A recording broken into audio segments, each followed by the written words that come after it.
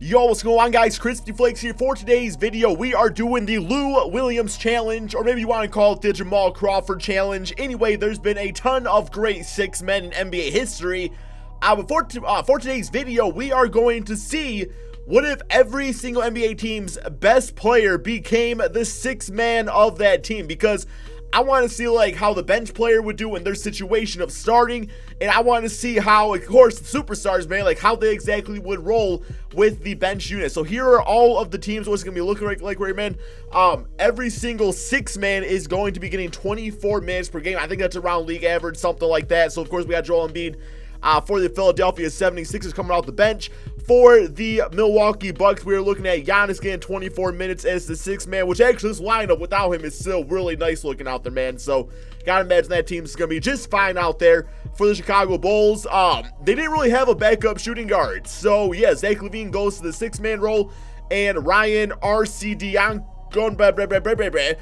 goes to the starting shooting guard spot. For the Cleveland Cavaliers, we got Kevin Love going on the bench, although he's missed a lot of the season anyway. I know he's going to be out for a little bit longer now with the head injury. So yeah, we got Larry Nance getting the start at the power forward position. For the Boston Celtics, Terry Rozier, we going back to last year's NBA playoff season, the new starting point guard. This time, Kyrie Irving is going to be coming off the bench. Once again, guys, this team just looks fantastic, even with Kyrie Irving just coming off the bench. For the Clippers, we do have, I believe, Danilo Gallinari come off the bench. We are actually starting Lou Williams, though, because since this is like the anti-six-man challenge, Lou Williams, of course, has to start now, right? Only makes sense. For the Memphis Grizzlies, we do have DeLon Wright starting the point guard position, with Mike Conley coming off the bench as an 85 overall, the best on the team. For the Atlanta Hawks, now some might say Trae Young's the best player, some might say that John Collins is the best player. Well, that's what the rankings of 2K says. So John Collins is going to be coming off the bench with Amari Spellman starting at that 4 spot. For the Miami Heat, we got Hassan Whiteside going to the bench unit, and we got Bam Adebayo starting at center. I mean, this team right here, man, like, you know, because I felt like Dragic was an all-star last year, wasn't he? So I'm not sure why his rating is so dang low out there. For the Charlotte Hornets, Tony Parker going back to his San Antonio Spurs days as the starting point guard, with Kemba Walker getting his 24 minutes as the sixth man. For the Utah Jazz, this one, because like Rudy Gobert is listed as the higher overall player. You might argue instead Donovan Mitchell is the better player, but we are going by the ranks of 2K. So Ike Udo is going to be starting at center. For the Sacramento Kings, we do have Buddy Hield as the 84 overall player. Now either him or De'Aaron Fox we can make the argument for, but Bogdanovic here is going to be starting at shooting guard, so that team should be just fine out there. And then Marvin Bagley, guys, I don't believe he's actually starting yet in real life. Is he? I've not seen any news about it, at least, but he's going to be starting for this video. So yeah, for the New York Knicks, we do have DeAndre Jordan listed as the best player. So Mitchell Robinson, who basically is just like a younger athletic version of DeAndre Jordan, now is going to be starting at center. For the Los Angeles Lakers, this is the lineup, of course, if, you know, LeBron James never came to the team, but LeBron is going to be rocking the six-man role. So let's see if we can add that trophy to his repertoire of other awards out there. I believe that is the proper bitch-ass English, maybe not. For the Orlando Magic, we got Mo Bamba starting at center, with Vucevic coming off the bench. Very curious what type of money Nicolo is going to be getting in the offseason with Mo Bamba being on the roster.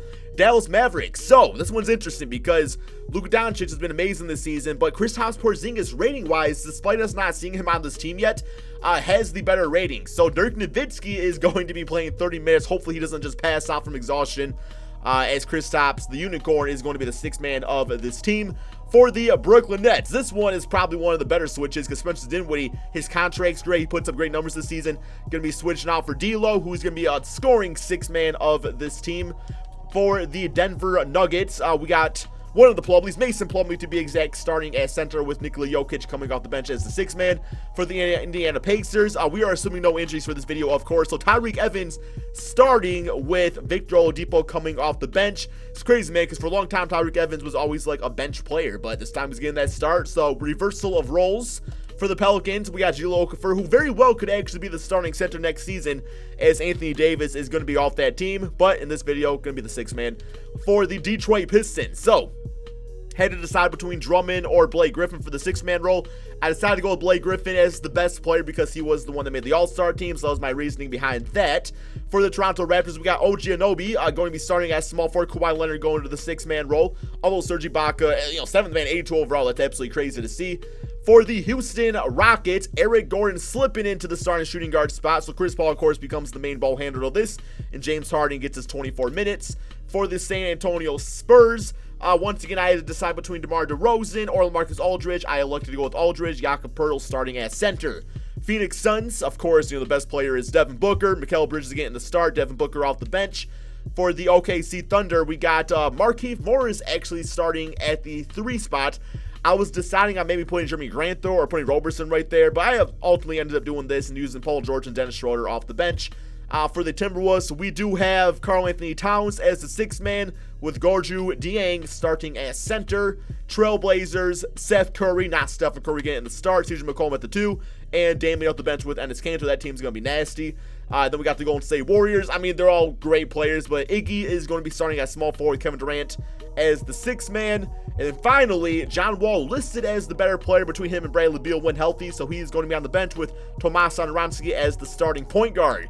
So yeah, guys, as far as the team I'm going to follow, let's go with the, I don't know, let's go with the Clippers because Lou Williams. It's a Lou Williams video, so it makes sense to me. And let's get going on the simulation. So as the simulation goes, let me know in the comment section below. Give me your predictions on who you think is going to win 6th man of the year for this video. I'm thinking, I'm going to say Kevin Durant. I don't know why. Just Kevin Durant seems like the choice. So simulate through date. And let's talk a little bit, guys, because there's about, what, like 10 games left in the NBA season here, give or take. And, I don't want to do that. Yeah, adjust rotation manually every single time for this, man.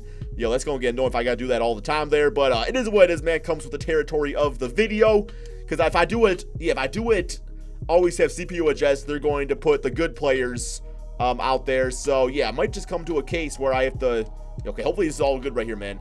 Might come to the case where I just have to simulate the season by myself and then talk after it. And, yeah, we'll give it a few more right here as it's trying to get through it right here. Okay, simulate through date again. Okay, I think we are probably good to go with this now. Okay, so my apologies for that. But, yeah, man, so about 10 games left in the NBA season at the making of this video. How important do you guys feel like strong benches going into the NBA playoffs? Like, do you think it's more important to have, like, an average starting 5 but a really, really good bench? Or a really, really good starting 5, but an okay bench? I guess the best case I can probably make with this. Yo, what's this, man? Incomplete game plan. Okay, give me 1 second, guys. I'm going to simulate this season, then we're going to talk about this. My apologies. Okay, I do think the simulation is fine now. But yeah, because I look at the teams out there, and the Brooklyn Nets have the best bench in the NBA. That scores 48 points per game, grabs about 23 rebounds. So they are leading in scoring and the rebound category, which is the big reason why they're going to make the playoffs this season. The Clippers, second best scoring team, Boston Celtics, of course, with their depth out there, Miami Heat, San Antonio Spurs, Sacramento Kings, round out the top 6. But it's like, you don't absolutely need like a great bench to be good in the NBA, because you look at the Houston Rockets, they have the lowest scoring bench in the entire NBA at about 26 points. They get themselves about 11 rebounds. But then again, you got like the Chicago Bulls. They are the second last at 29th spot at about 33 points per game. And then you look at the OKC Thunder, who's got the 28th, which I found kind of surprising just because, like, I feel like Dennis Schroeder would have been good for, a little bit higher on the ranking there, considering how he comes off the bench and stuff. But then again, those 30 points, 13 rebounds, 6 assists, I bet you a big bulk of that actually does come for him. And then you got, like, the New Orleans Pelicans, who bench is not very good, but they're not a very good team to begin with. And then you got the 76ers, who have, like, one of the best starting 5 up and down on the roster in the entire league. Still find great success, but their bench is the 26th worst in the entire league. So I really think when it comes down to it, man, like, having that really good starting 5 can be great for making the playoffs. Like, you're going to make the playoffs no matter what. But as soon as you get into, like, that second round series or those conference finals, maybe one of your guys, fouls out, then all of a sudden, man, those really important, like, clinching games out there, if you don't have the bench to, like, fill in for those really good starting lineups, it's not going to be great for you in the end. So I don't know, man. Just something very interesting to think about. Like, let me know in the comment section below what you guys think about the bench when it comes to the NBA. One more game right here for, I guess I'm following the Brooklyn Nets, but we got Stephen Curry as MVP. He did start. So 6th man of the year with all these superstars going on here goes to, oh no, it's Trae Young. My bad, rookie of the year. Does that even say 6th man? I forgot. 6th man's still a thing, right? There we go. 6th man of the year goes towards James Harden, who in only 24 minutes per game scored 20 points, 4 rebounds, and 6 assists. Giannis coming off the bench, still getting Defensive Player of the Year. Have we ever actually had a player come off the bench and win that award? Because that would be pretty damn impressive if you do ask me. So All-NBA first team looking like this, All-NBA second, and All-NBA third. So we actually got Marvin Bagley making the All-NBA second because all these superstars, you know, coming off the bench, not playing as much. Although that did not stop LeBron or Giannis from still doing some work out there despite that. So let's go to the player stats real quick here and see how some of these superstars did. I'm going to kind of like scroll through it a bit quickly right here, and we're going to see how many cases as where you guys are looking at right here. Like even like the 6-man in all these cases is pretty much a top 2 scorer of the team each time. So that's kind of funny to consider, man, that these guys are still leading the way with their scoring. And really, the guys that are now starting are not really stepping up, man. Like, I guess Williams did start, but yeah, Gallinari had 12 points per game cut off the bench. So that one does make a bit more sense. But, oh, man, for the most part here, it's all just these guys still going out there and putting up the numbers in limited minutes. I mean, in some cases, too, you know, they're listed at 24 minutes per game, but somebody fouls out or for whatever reason, you might find yourself playing a bit more. We will also go to the league leaders real quick here just so you guys can see all of that. Donovan Mitchell third in the NBA in scoring. Trae Young actually second, which is even more impressive than that. LeBron James 11th in the NBA despite coming off the bench. So yeah, here are the top 25 scorers. Porzingis still making a name for himself out there. All right, let's simulate these playoffs. I was going to say I'm rooting for the Clippers because of Lou Williams, but he's not even in the playoffs in this case. So I really have no idea who's actually going to win this. Memphis Grizzlies are gone. Trailblazers gone. Bucks are gone in the first round with Giannis coming off the bench. I thought their lineup would be good to get them a little bit farther, but apparently not, man. So this is what the second round is looking like so far. Utah Jazz eliminated. We got the Washington Wizards gone, which they probably should be gone a little bit sooner. Toronto gone. And the Rockets gone. So we got Golden State, OKC, Philly, and Boston. Definitely not some bad teams to have out there in the conference finals. Celtics eliminated. Thought they would get pretty far, although I guess they did.